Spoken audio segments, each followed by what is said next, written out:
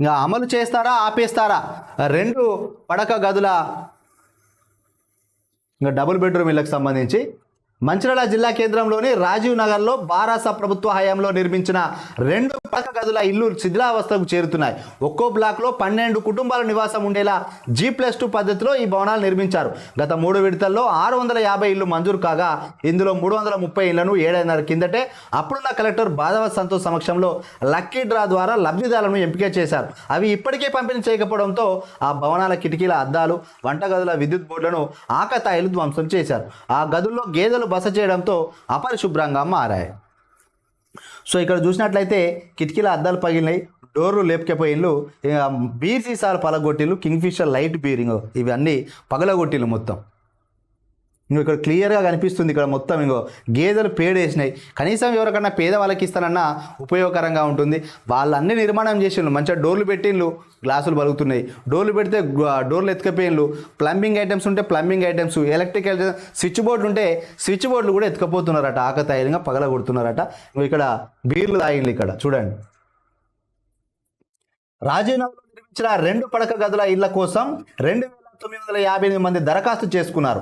అధికారులు క్షేత్రస్థాయిలో పరిశీలించి తర్వాత 1,616 మందిని ఎంపిక చేశారు. ఏడాదిన్నర కిందట దరఖాస్తుల సమక్షంలో అప్పటి కలెక్టర్ బాధవ సంతోష్ ఆధ్వర్యంలో లక్కీ డ్రా ద్వారా 330 మంది లబ్ధిదారులను ఎంపిక చేశారు. అందులో కొంతమంది అనర్హులకు ఇల్లు మంజూరు చేశామని ఆరోపిస్తూ బాధితులు ఆందోళన చేశారు. కలెక్టర్ స్పందించి వారి అభ్యంతరాలపైన మళ్ళీ రీసర్వే చేయించి అందులో 49 మంది అనర్హులు ఉన్నట్టుగా గుర్తించినట్టుగా తెలిసింది. అంతలోనే శాసనసభ ఎన్నికల కోడ్ రావడంతో ఎంపికైన లబ్ధిదారులకు 2 పడకల గదుల ఇల్లు అప్పగించలేదు. ఇప్పటికైనా గతంలో లక్కీ డ్రాలో ఎంపికైన లబ్ధిదారులకు ఇల్లు ఇస్తారా లేక ఇవ్వరా అనే విషయం తేల్చకపోవడంతో బాధితులు ఏడాది ఏం లేదు, మళ్ళీ నోటిఫికేషన్ ఇవ్వాలి, మళ్ళీ అర్హులైన పేదవాళ్ళని అప్పుడు పేదవాళ్ళైనప్పుడు ఇప్పుడు కూడా పేదవాళ్ళే ఉంటారు కదా, వీళ్ళందరినీ లక్కీ డ్రా ద్వారా తీసి ఇవ్వాలి, అర్హులకే ఇవ్వాలి. ఇంకా కాంగ్రెస్ పార్టీలకే ఇస్తా, బీజేపీలకే ఇస్తా, సిపిఐలకే ఇస్తా, బీఆర్ఎస్లకి ఇవన్నీ కాదు.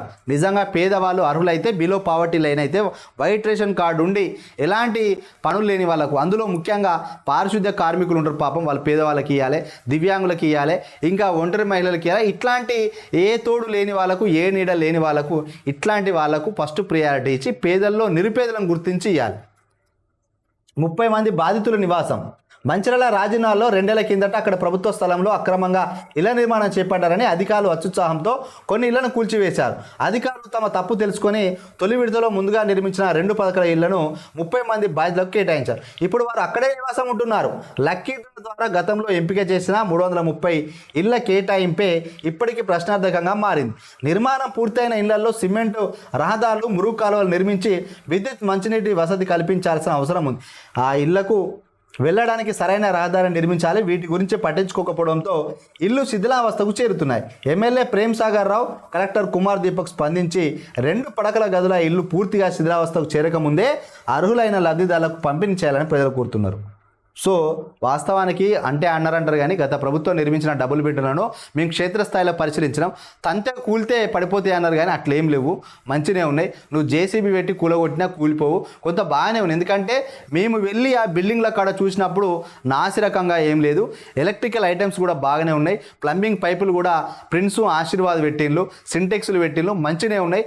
తలుపులు కూడా మంచినే పెట్టిండ్లు. కొన్ని ఏరియాలో అయితే నిజంగా కొంతమంది వాటిని ఎత్తుకుపోయి పగలగొడుతూ రాళ్లతో పగలగొడుతున్నారు. దానివల్ల రాష్ట్రానికే నష్టం. ఎందుకంటే ప్రభుత్వ ఆదాయానికి గండిపడ్డట్టు ఏం లేదు. అక్కడ సీసీ డ్రైన్లు కానీ, సీసీ రోడ్లు కానీ ఒక 2 కోట్ల రూపాయలు ఖర్చు పెడితే వస్తాయి. ఇక్కడ ఆల్రెడీ కరెంటు స్తంభాలు కూడా ఉన్నాయి. కరెంటు స్తంభాలు, లైన్లు, కరెంటు తీగలు కూడా ఉన్నాయి. రోడ్లు కూడా కొంత నీట్గానే ఉన్నట్టుగా కనిపిస్తుంది మరి ఇక్కడ. సో ఆ రోడ్లకును డ్రైన్లకు కొంత ఖర్చు పెట్టినట్టయితే ఒక 2 కోట్లు ఖర్చు పెడితే నీట్గా ఉంటాయి. సో శానిటేషన్ సిబ్బందితో ఆ వాటిలలో పశువుల పేడ వాటన్నిటిని తొలగించి ఈ బీర్ సీసాలు, ఈ మందు దాయడి అండి అరాచకాలను అడ్డుకట్టినట్టయితే కొంత నీట్గా ఉంటాయి. త్వరితగతిన మంచిర్యాల ఎమ్మెల్యే ప్రేమ్ సాగర్ రావు గారు, కలెక్టర్ కుమార్ దీపక్ గారు ఇనిషియేషన్ తీసుకొని అర్హులకి అండి, వాళ్ళు కట్టించినా ఇప్పుడు మీరు పంచినా కూడా అది ప్రభుత్వ సొమ్మే. ప్రభుత్వ సొమ్ము ప్రజలకు చేరాలి కాబట్టి మీ ద్వారా ప్రజలకు చేరుకుంటుంది. ఎప్పుడో లాస్ట్కి ఇస్తా అంటే కుదరదు. నిజంగా పేదల్లో నిరుపేదలను గుర్తించి ఇవ్వండి.